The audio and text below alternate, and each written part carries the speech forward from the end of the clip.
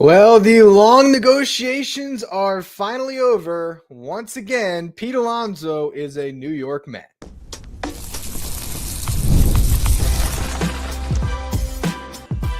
You are Locked On Mets, your daily New York Mets podcast. Part of the Locked On Podcast Network, your team every day. Hello to all you amazing Mets fans. You're watching Locked On Mets, part of the Locked On Podcast Network, your team every day. I'm your host, Ryan Finkelstein. If you want to find any of my work, follow me on X at Finkelstein Ryan. You can also find some of my writing at justbaseball.com, where I work as the managing editor. Well, it's done. Pete Alonso is coming back to the Mets, and it is a short-term deal. Per Jeff Passan, who has the news first, a 2-year contract worth $54 million with an opt-out after year one. Now, it'll be interesting to see how creative this contract is structured, if there is deferred money in it, if there's no deferrals, if there's buyouts after opt-outs and all that fun stuff. But the bottom line is Pete Alonso is going to be back in a Mets uniform, and he's going to make $30 million for this year. So Pete wins in the sense that he's betting on himself, and he can go out and have a great year. And the intention would be he's going to hit the market again after making $30 million and look for that long-term deal. So for Pete's perspective of this, let's just say he puts up the 40 home runs and the 120 RBIs because he's hitting behind Juan Soto.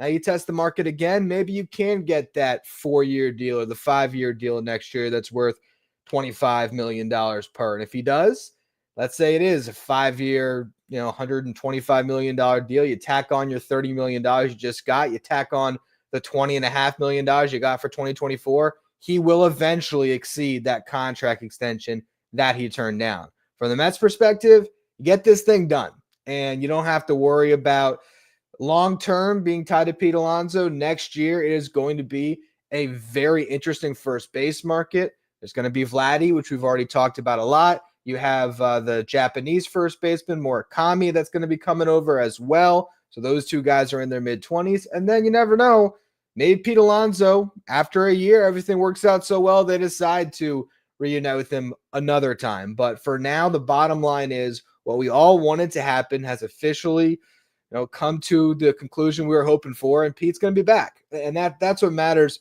more than anything, because at the end of the day, what none of us wanted to see is the Mets going into this upcoming season with Brett Baty, Ronnie Mauricio, or Luis Angel Acuna sort of pigeonholed into being a starting player without really having to earn it. It's to see just that youth competition.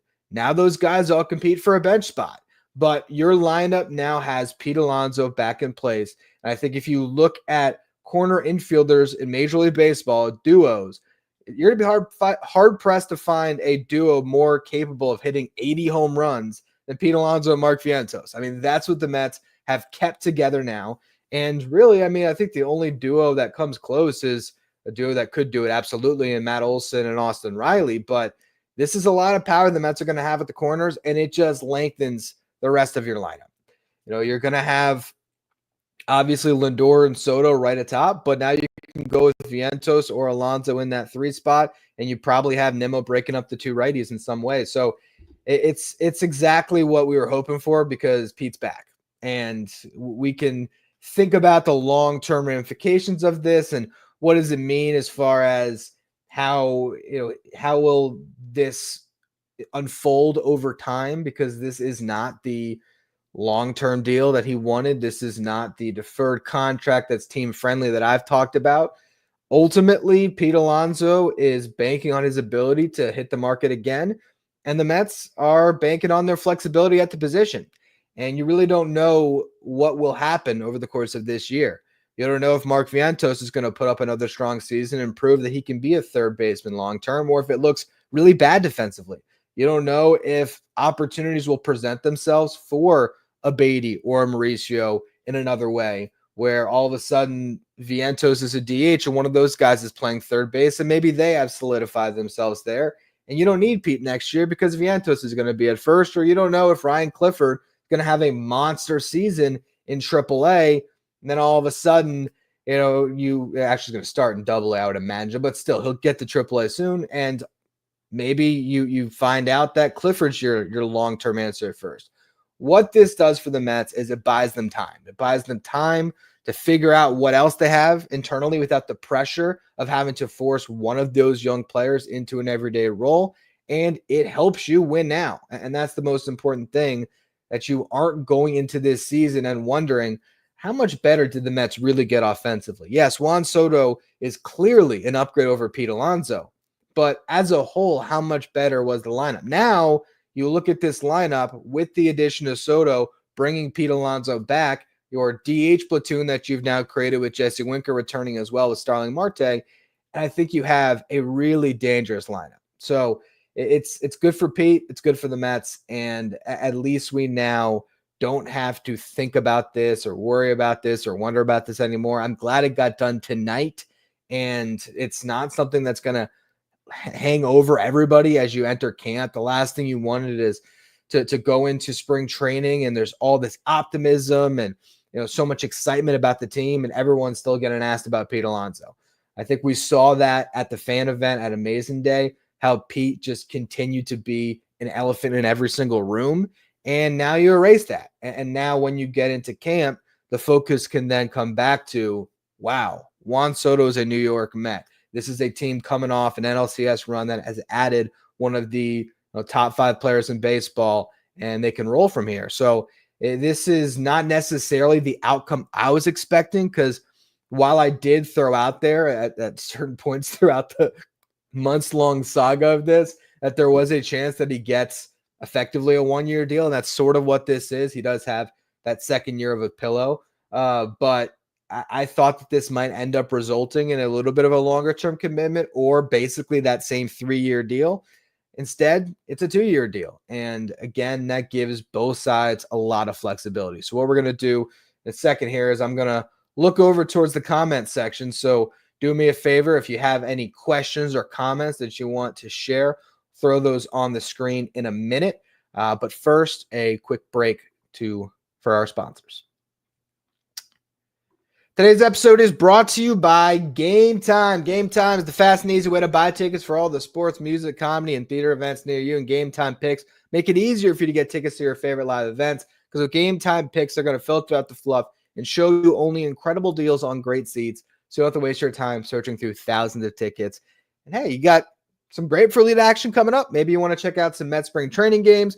Maybe you want to look at some NBA games. All that is available over at Game Time. You can buy tickets up to an hour after the event starts. So it's the best place to go for last-minute tickets. Download the Game Time app, create an account, and use the code LOCKEDONMLB for $20 off your first purchase. Terms apply. Again, create an account, redeem the code LOCKEDONMLB for $20 off. Download Game Time today. What time is it? It's game time. All right. As always, thank you all for making Locked On Mets your first listen every day, your first watch. Make sure you check out Locked On Sports Today, which streams 24/7 on YouTube. And if you're watching the stream on YouTube right now, do me a favor and hit that subscribe button. Our next goal is to get to 13,000 subscribers. So I appreciate all of you who continue to subscribe. As we take some questions here, here's the first one from Manny. Does this take the Mets out of the Vladi sweepstakes? On the contrary, I think this keeps them squarely in the Vladi sweepstakes if they want to be, because it appears at this point like Vladi is going to hit free agency, although he could sign an extension any day now. That would obviously take the Mets out of the sweepstakes. But the entire point of this, from Pete Alonso's perspective, is getting to hit free agency again. And the way the contract is structured, and again, we'll find out more of the details. I will do a follow-up show tomorrow, because hopefully we'll get all the details on the contract structure so we can really understand it. But essentially, he's going to make $30 million for this season, and then he can opt out. Now, there might be one of those buyouts on the opt-out. So he might be making $27 million this year and get $3 million if he opts out. The bottom line, from Pete's perspective and from Scott Boras' perspective in these negotiations, was getting Pete $30 million for this year. And they won on that. They got Pete Alonso $30 million, but his goal is to hit the market next year. So if the Mets want Vladi, they should still have an opportunity to get Vladi. It's just going to be, at this point, a situation that we really won't fully understand until we get into next offseason. So for now, at this point, let's just enjoy the fact that Pete's back. All right. So trying to look through, see some other questions here. How much have our odds increased with this signing? I imagine they will increase a little bit for sure, because this is going to take the Mets. And I think in some ways, this just puts a bigger spotlight back on the Juan Soto acquisition. Because if you lost Pete, that became the story. But now we can get back to what the story of this offseason should be, which is the fact that the New York Mets have added this offseason one of the best 5 players in baseball and arguably one of the top 3 hitters. I think you got Ohtani, Judge, and Soto in that order right now. Kind of along the same lines, are the Mets now the favorites of the NL East? That's definitely something that I'll be talking about on my show coming up here. Without Pete Alonso, I think they were not in that conversation. The Braves were clearly better. Look at that Braves lineup, though. That Braves lineup is still really good. Okay, you look at the Braves, once they get Acuna back, which should happen pretty early on to the season, and there's still a question of how will Acuna return. You got Acuna, you got Albies, you got Olsen, you got Riley, you now have Jurickson Profar coming off a year where he had a 380 on base percentage. That's going to be another really good bat that lengthens that lineup. You have Michael Harris. You still have Sean Murphy. You have one of the better catching prospects in baseball in Drake Baldwin. I mean, they have one sore spot in their lineup when they're healthy, and that's Orlando Arce at shortstop. That's it. The Braves have a deeper lineup. The Braves have more upside atop their rotation. I think the Mets have better depth in their rotation, and bullpen, you sort of figure out who has the better bullpen in season, but we know the Braves are always good at building out a bullpen.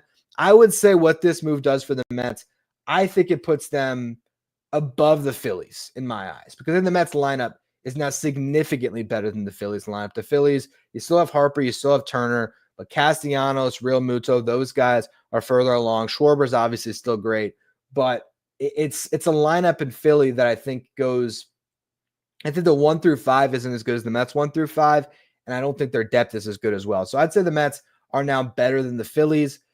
The Braves, I just don't know.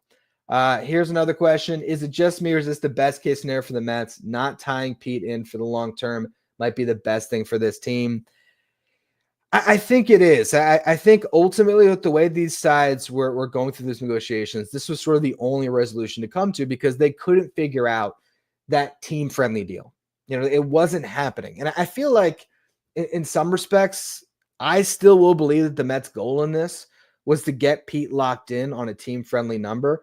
And I think for them, it would have been kind of a team-friendly number over 3 years. If you think about that first offer that was reported, if the present day value was $70 million on a 3-year deal, the AAV when it came to the luxury tax was closer to 22, 23 million. So if that was the case, that is a better deal for the Mets per year. I think they would have been comfortable and happy to have Pete around for 3 years. The problem was we never know if they were willing to stretch that beyond the 3 years. And Pete wanted to make top of the market money. So Pete still does that. I think it's good for the Mets because they get the flexibility and they bring them back. But to me, here's what I'd say. Ultimately, I think Pete Alonso probably wins in this more. Next question is, who needed this more? Honestly, I think both sides really needed this. I think when it comes to Pete Alonso, there was no other suitor. But for the Mets to bend to the point where they're going to pay him $30 million this year, it shows how much they needed this. It showed their willingness to just say, at this point, kind of screw it, and we're going to pay Pete Alonso top of the market money. If it really does break out that the present day value is $54 million, you're talking about $27 million when it comes to the average annual value. You look at that in terms of luxury tax, the Mets are going to be paying Pete Alonso not paying Pete Alonso. They're going to pay Pete Alonso $30 million this year. But when it comes to the penalty, Pete Alonso is going to cost them over $50 million. It's a commitment to winning. Obviously, we know that Steve Cohen is always going to shell out and make sure that the Mets are in a position to have the best team possible. And I think they kind of did bend here. I mean, they bent in the sense that they are going to pay top dollar when it comes to luxury tax. But again, you get him back and you are only tied to him for 2 years. Worst case scenario, if Pete falls off a cliff, he's only on your books for 2 more seasons. All right, what do we got next here? With Senga being a huge question mark, what do we do about our pitching with free agents off the board? There isn't much left in free agency. If the Mets wanted to, the thing that I would still hold out some hope for is maybe Jose Quintana comes super cheap in a return where he just decides he wants to be a Met. But in reality, I feel like they are in a position right now where they're happy with their staff. But if Kodai Senga shows up and he's not ready to go, maybe that would double their efforts to acquire a Dylan Cease. I imagine that at this stage of the game here, Cease is probably the one name to really watch because we think he's going to get traded and he would be the biggest of upgrades. If you're looking right now at the market, I just don't see the Mets signing Nick Pivetta and giving up the draft capital. I really don't think so. So for me, this is a situation where the Mets are going to roll with their rotation as is and hope for the best. And you always can make that trade in season. And they obviously feel good about the depth. And that's how David Stearns operates, making sure there's depth everywhere. That's really where the Mets are out their rotation. They're just relying on the fact that they have 9 guys that they can cycle into that rotation. And hopefully 5 of them really work, or 6, I guess, with Senga in your rotation. Do we think Pete still has walk year anxiety? Will the opt-out make him rest easier? I think the fact that Pete is going into this again makes it a little bit easier because he's already done it. And I also think if you look at the team last year, there was still sort of that tug of war as far as who's the face of the team. Is it Alonso? Is Lindor? Now Lindor is clearly the face of the New York Mets.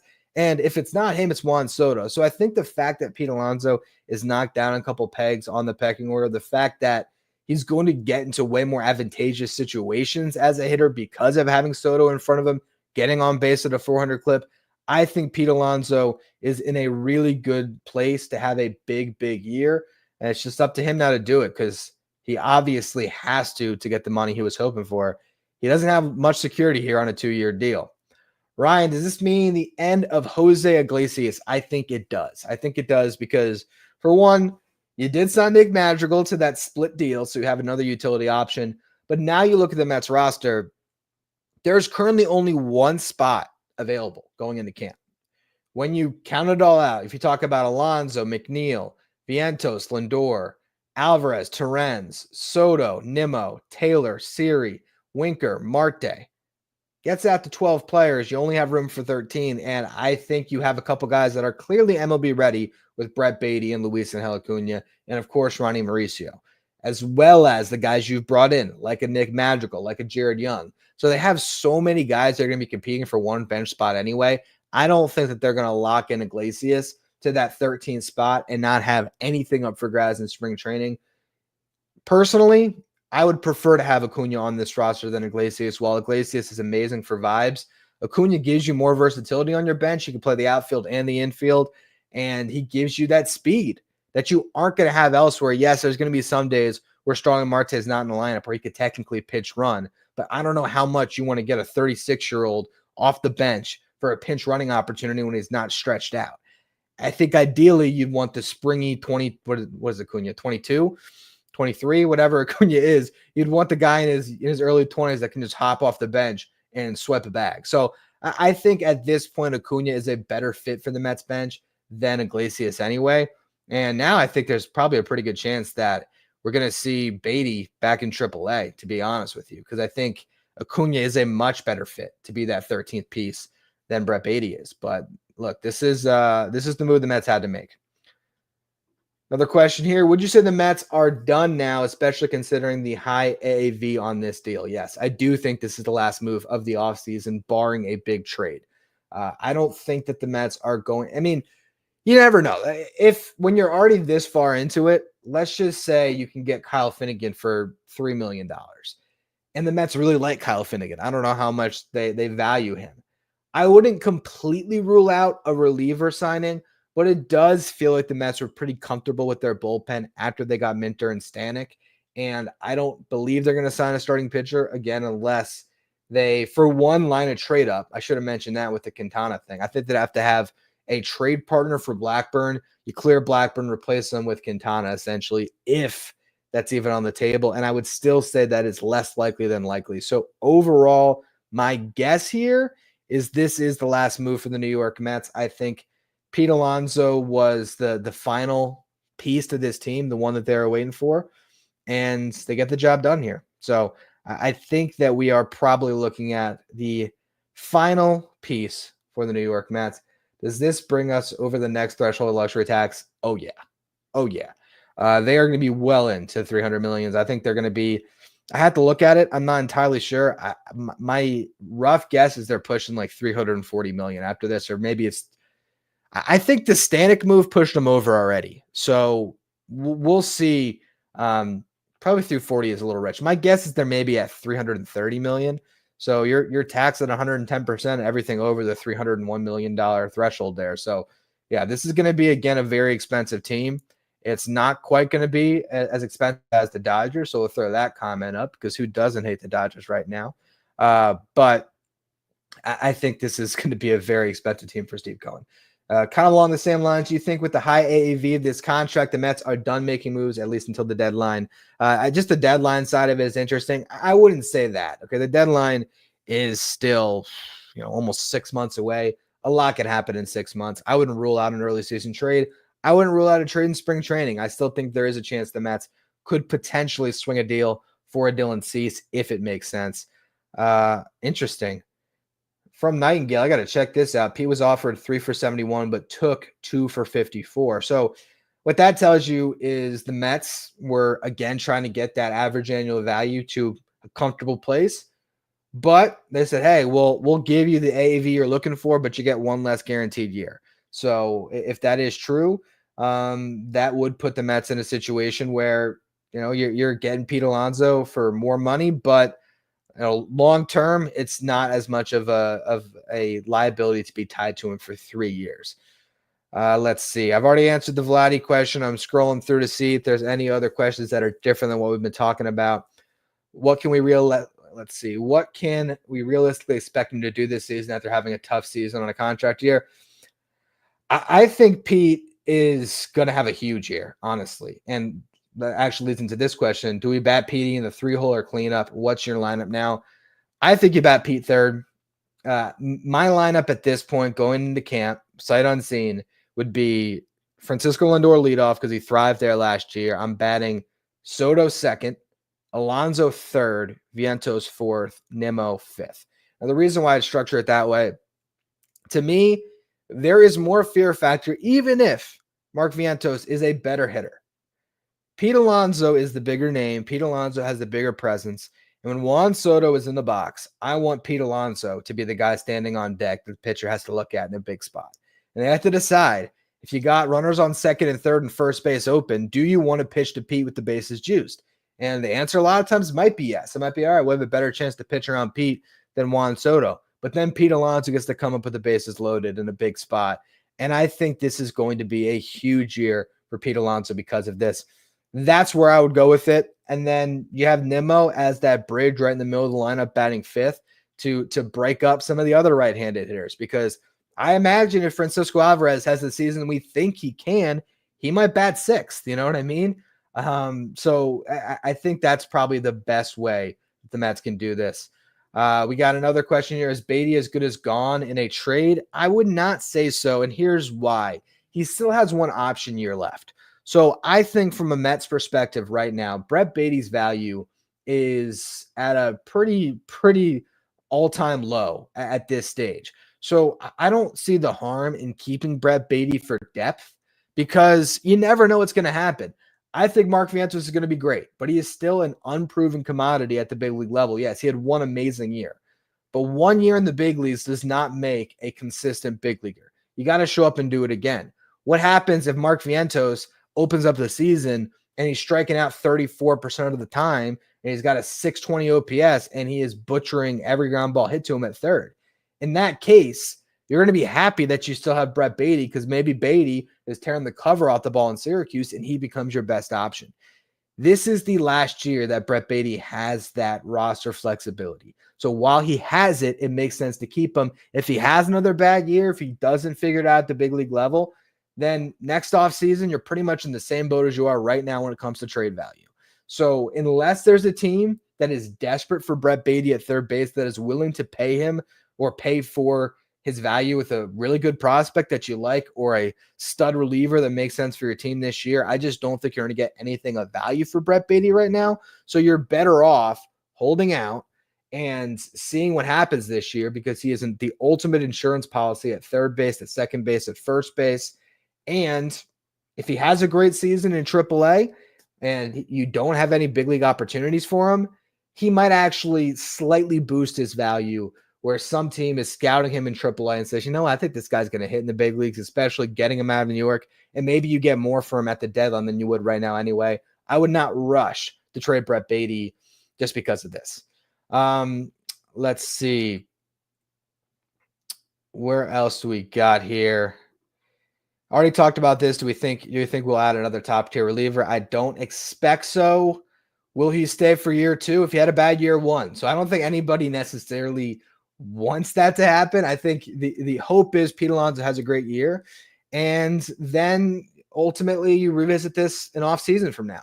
I still think there's a world where Pete Alonso actually does play the rest of his career at the New York Mets, where the Mets have this year play out, he opts out, and then you're going to look at the market next year between Guerrero and Murakami. These guys are going to be, I think, 26 years old each. I know Murakami just turned 25, so he'll be going to age 26. And I'm pretty sure Vladi is either playing his age 26 season now or he'll be going into it. So these are guys that could get 10-year deals depending on their markets. And so there might be a world where the Mets enjoy a great season with Pete Alonso and he hits the market again and they decide this time, we will commit to him for a longer amount of time than we did this time, or you never really know. So I would say it is unlikely that Pete Alonso is going to play out the second year of this specific contract, but I would not be surprised if Pete Alonso is back beyond this season. I just think it would probably be a new deal. Does this increase the possibility that McNeil is dealt? I don't believe so. I think McNeil's going to stay. He's more valuable to the Mets than he is in a trade. You're going to have to eat a bunch of money, and he provides you a lot of flexibility with your roster. So as much as Mets fans are done with Jeff McNeil, I think you hang on to him. I do. I think Jeff McNeil still brings value with his glove.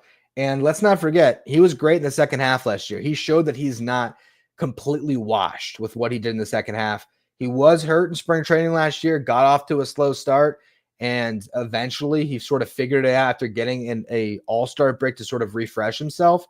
I think there is a world Jeff McNeil has a bounce-back season. I don't know if he's going to win a batting title. I would doubt that. I don't think he's going to be an all-star. But can Jeff McNeil, put together a season where he has, a 760 OPS and is playing great defense at second base and ends up being a really nice piece of your team? I still think that's on the table. Is Vladi or Tucker the better target? Tucker is the much better free agent. Doesn't fit with the Mets, though, because I don't think Kyle Tucker is going to play center field, and you're locked in at the corners with Brandon Nimmo and Juan Soto. So unless you're ready to make Juan Soto a DH at 27 years old, I just don't think Tucker is going to be on the table for the Mets. Last question. Is this a repudiation of Scott Boras? You know what? I have been on the camp of, Scott Boras being the problem here. I still think that when you look at how Alonso's market played out, when you look at how Alex Bregman's market's playing out, I think he did wrong by those guys. But at the end of the day, it's up to those two players now, because you can look at the final result of all of this. Right now, Pete Alonso only gets $54 million. It's pretty bad. But if Pete Alonso has a great season, opts out, and gets $125 next year, or like Matt Chapman did, Matt Chapman actually got the exact same guaranteed dollar amount last year. It was a 3-year deal, but he got 3 years, $54 million from the Giants. Plays out a good season. In September, they re-upped on a 6-year, $151 million extension. Now, he plays third base, and he plays great defense at third base. So I don't expect a 6-year, $150 million contract waiting for Pete from the Mets in September. But he can have an awesome season, and if he's able to get $25 million per over at least 4 years next offseason.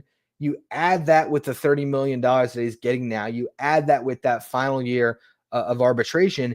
He's getting right up against what he turned down. So, Pete Alonso and Alex Bregman can make Scott Boras still look like the genius he thinks he is, because if they have good seasons, opt out of their contracts, get re-upped on bigger deals, hey, it worked out. And he can go back to hiding behind the market and saying, oh, it's the market's fault. It's not my fault. That's why this didn't work out.